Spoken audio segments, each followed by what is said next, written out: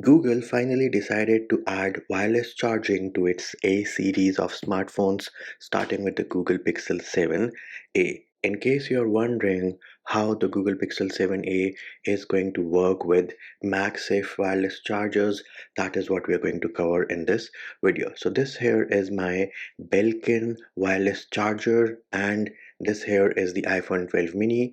As you can see, if I leave it on there, the iPhone 12 mini stays put on the Belkin wireless charger, which is using MagSafe. Why? Because the magnets here are super strong on either side. What about the Google Pixel 7a? Well, for starters, the Pixel 7a does charge with this Belkin wireless charger which has MagSafe, but it does not stay put. It starts to slip off, and that is because the magnets on the Pixel 7a, which are used for wireless charging, are not strong enough, which is why it is slipping off. So there it is, peeps.